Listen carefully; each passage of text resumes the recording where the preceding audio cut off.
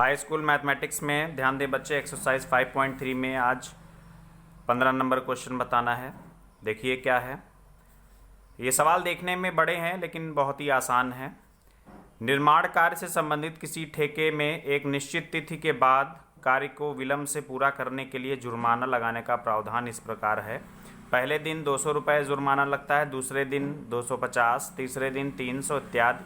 प्रत्येक उत्तरोत्तर दिनों का जुर्माना पहले से ठीक पहले दिन के जुर्माने से 50 रुपये अधिक है। ऐसे ठेकेदार को जुर्माने के रूप में कितनी राशि अदा करनी पड़ेगी यदि वह इस कार्य को 30 दिनों का विलंब कर देता, यानी 30 दिन। तो हमारे पास क्या क्या दे रखा है उसको हम पहले नोट कर लेते हैं। तो देखिए, नोट करने के बाद सवाल आसान हो जाएगा। पहले दिन का जुर्माना, तो यहाँ पर देखा जाए पहले दिन का जुर्माना आपका 200 रुपये है। फिर दूसरे दिन का जुर्माना यहाँ पर आपका 250 रुपये है। फिर तीसरे दिन का जुर्माना यहाँ पर कितना है, 300 रुपये। इसी तरीके से कितने दिन है टोटल, 30। तो 30 दिन का जुर्माना जो भी होगा, अभी कंफर्म नहीं है यहाँ पर, तो इसी तरीके से डाट डाट डाट आप कर देंगे, समझ जाइए।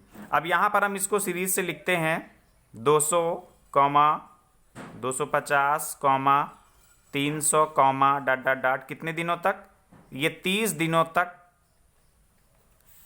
विलंब करता है। तो अब हम ये देखें, यहाँ पर प्रत्येक में अंतर समान है।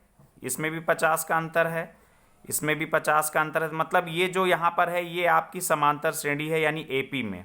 तो ये आपकी एपी में है, तो हम नोट करते हैं ए यानी प्रथम पद इसका 200 हो गया। उसके बाद डी सर्वांतर यानी कोई पद 250 माइनस 200, इससे इसको घटाएं चाहे इससे इसको घटाएं, ये आपका 50 आ गया। अब यहाँ पर कितने दिन है, 30 दिन है, यानी पदों की संख्या यहाँ पर आपकी 30 हो गई।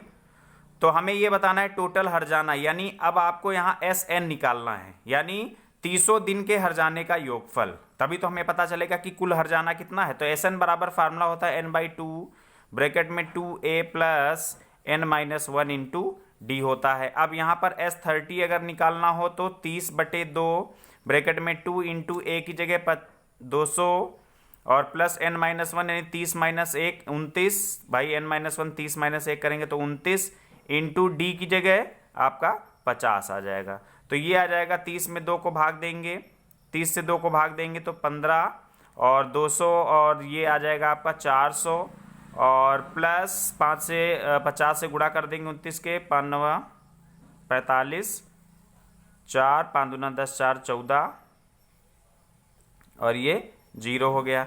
तो इसी तरीके से 15 और गुणे ये जुड़ जाएगा तो 1850।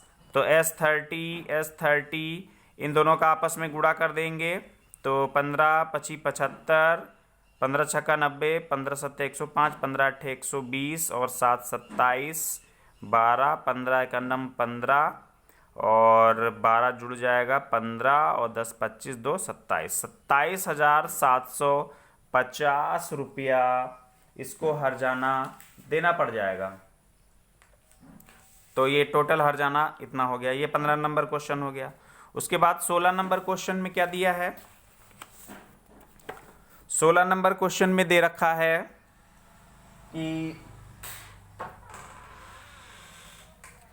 किसी स्कूल के विद्यार्थी को उनके समग्र शैक्षिक प्रदर्शन के लिए 7 नगद पुरस्कार देने का एक प्रावधान है। 7 पुरस्कार देने हैं जिसमें जिनकी टोटल राशि 700 रुपये रखी गई है, यानी 7 लोगों को पुरस्कार देना है और 7 लोगों के पुरस्कार का योगफल भी 700 रुपये होना चाहिए। यदि प्रत्येक पुरस्कार अपने से ठीक पहले पुरस्कार से रुपये 20 कम है तो प्रत्येक पुरस्कार का मान ज्ञात कीजिए।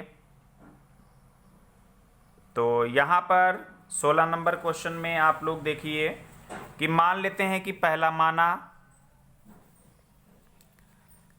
पुरस्कार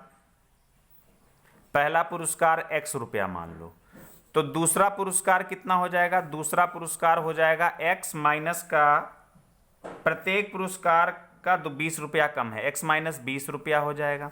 इसी तरीके से यहाँ पर अगर हम तीसरा पुरस्कार देखें तो ये x माइनस का 20 ये, और इससे 20 रुपया और कम, x माइनस का 20 और माइनस का 20 मिल के हो जाएगा x माइनस का 40 रुपया। इसी तरीके से टोटल, अब हम इसको ऐसे अगर लिखें तो यानी ये आपकी एपी समांतर श्रेणी क्या बनेगी, x पहला पद, फिर x माइनस 20 दूसरा पद, फिर x माइनस का 40 तीसरा पद, इसी तरीके से डॉट डॉट डॉट कितने पदों तक, 7 पदों तक। अब आप सोच रहे होंगे कि 7 पदों तक ये क्यों गया, ये 7 पदों तक इसलिए गया क्योंकि 7 ही तो पुरस्कार हैं। अब यहां पर यानी नोट करें तो a आपका x हो गया और d कोई पद माइनस पूर्व पद माइनस x यानी कट जाएगा, तो यानी d इज इक्वल टू 20 आ गया। n बराबर कितना है, 7।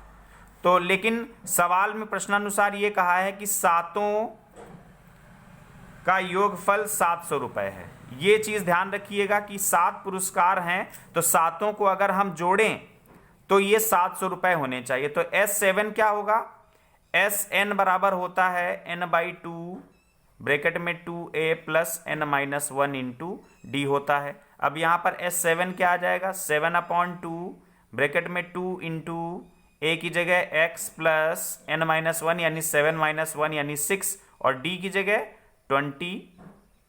तो ये आ जाएगा, इसमें अगर हम 2 कॉमन ले लें तो ये 7 बचेगा, यहाँ पर केवल बचेगा x और प्लस यहाँ पर बचेगा 2 बाहर आ जाएगा, 6 में 2 बाहर आ गया तो 2 तिहाई 6, 3 दूना 6, यहाँ आ जाएगा 60।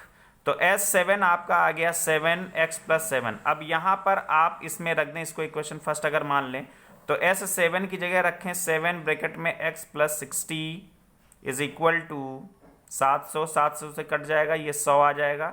तो x इज इक्वल टू 100 और माइनस का 60 यानी x बराबर आ गया आपका 40। तो कहने का मतलब ये है कि यहाँ पर अब आगे अगले पेज में आप लिखेंगे ये आपका कितना आ गया, 40, x आपका आ जाएगा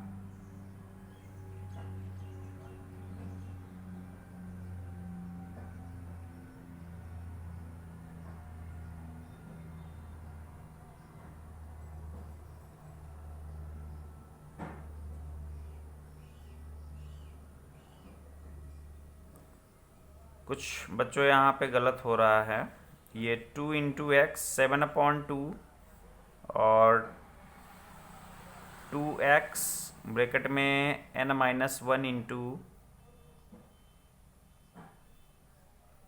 डी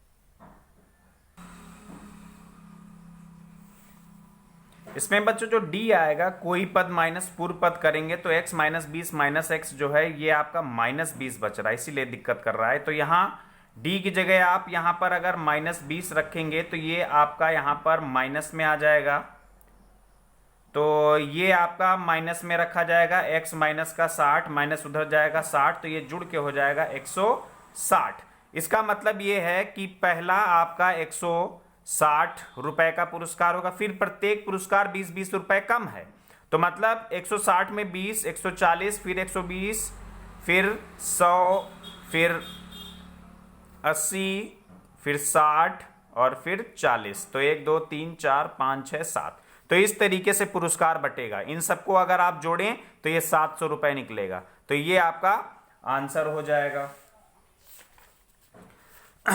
तो 16 नंबर भी हो गया।